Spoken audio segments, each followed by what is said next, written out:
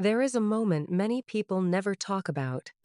It happens late at night, when the world finally quiets down. The phone is face down, the room is dark, and suddenly, without warning, your mind drags you back. A conversation you should not have had. A decision that changed everything. A chance you did not take. A mistake you cannot undo. You replay it again, and again, and again. You tell yourself you should be over it by now. You tell yourself other people have it worse. You tell yourself to move on. But something inside you refuses to let go. If that sounds familiar, you are not weak. You are not broken. And you are not alone. Millions of people across cultures struggle with the same quiet pain. Not the pain of what happened, but the pain of being stuck in it. So here is the real question. Why do past mistakes still have power over us, long after they are over? And more importantly, is there a way out that does not involve denial, distraction, or empty positivity? Ancient Eastern philosophy offers an answer that is both uncomfortable and deeply freeing. It starts with one simple principle: impermanence.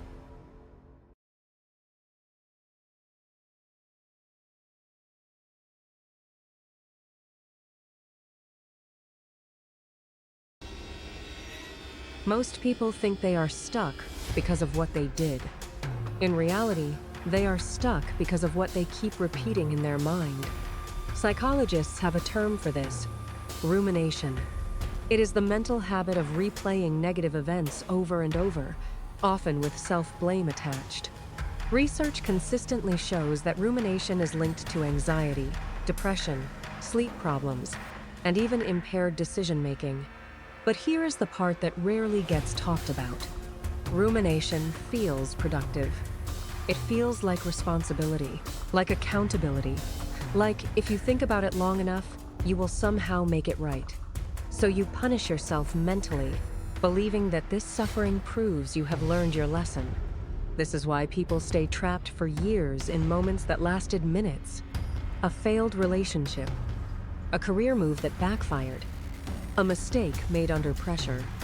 Life moves on, time moves on, but the mind refuses to. And the longer you stay there, the more your identity quietly reshapes itself around the mistake. You stop saying, "I made a bad choice." You start believing, "I am the kind of person who ruins things." This is where the real damage begins.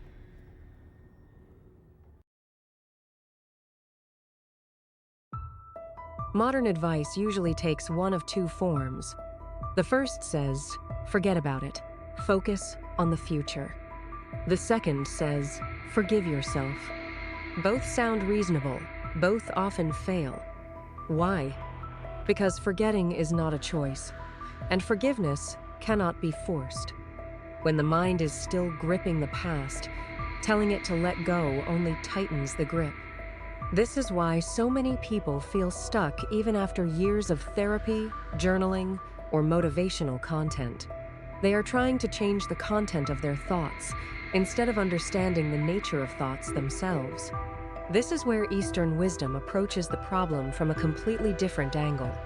Instead of asking, "How do I get rid of this memory?" it asks a quieter question: what is it made of?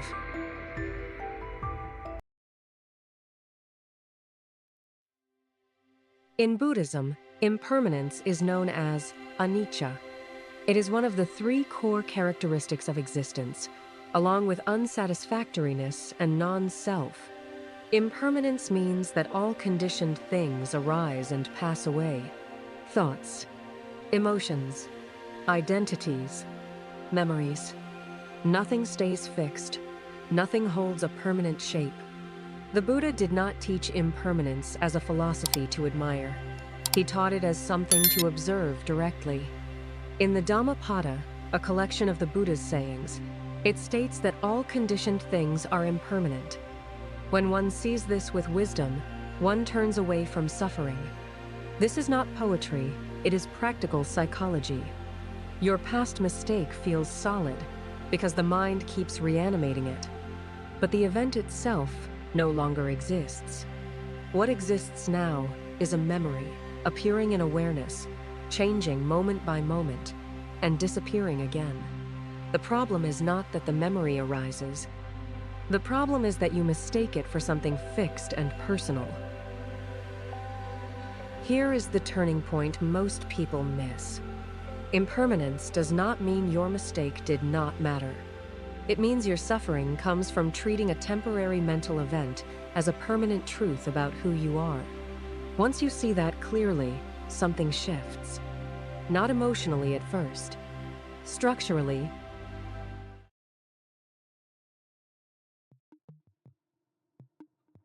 human beings crave stability. We want solid ground. So when something goes wrong, the mind looks for something to hold on to. It grabs a label. I am a failure. I always mess things up. This one mistake defines me. Ironically, this feels safer than uncertainty. At least now the story is clear. But in Eastern thought, clinging to fixed identities is seen as a root cause of suffering. In Taoism, Lao Tzu spoke about the danger of rigidity. He taught that what is rigid and hard breaks, while what is soft and yielding survives. Although Lao Tzu did not use the Buddhist term impermanence, the insight is the same. Life is movement. When you freeze, you suffer. You are not suffering because of the past. You are suffering because you are trying to make something fluid into something permanent.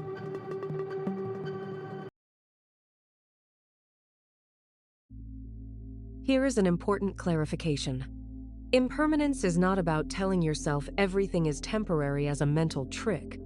It is about learning to watch experience as it actually unfolds. When a memory of a past mistake appears, notice this. It has a beginning. It has a texture. It changes. It fades. Even the emotional charge is not stable. It pulses. This observation is central in mindfulness practice as taught by many Eastern teachers, including Thich Nhat Hanh, the Vietnamese Zen master who helped introduce mindfulness to the West. Thich Nhat Hanh often emphasized that emotions are like clouds in the sky of awareness. They appear, change shape, and pass. The sky does not fight the clouds. It does not cling to them either. This is not passivity. It is clarity.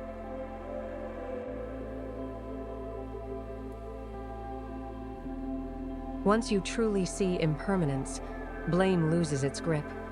Not because you excuse yourself, but because you stop confusing a moment with an identity. You can acknowledge a mistake without living inside it. You can learn without self-punishment. This is a radical shift for people raised in cultures that equate suffering with responsibility. Impermanence teaches a different form of responsibility. Responsibility for how you relate to your inner world right now.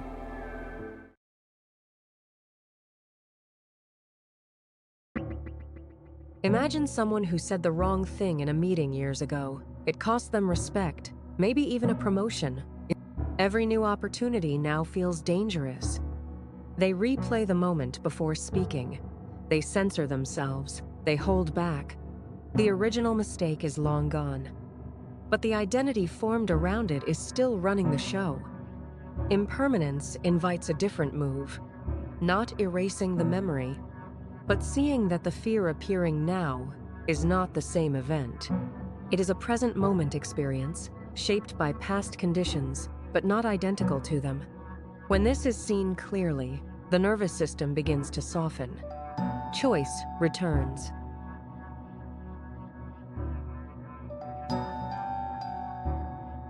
Some people misunderstand impermanence as meaning nothing matters.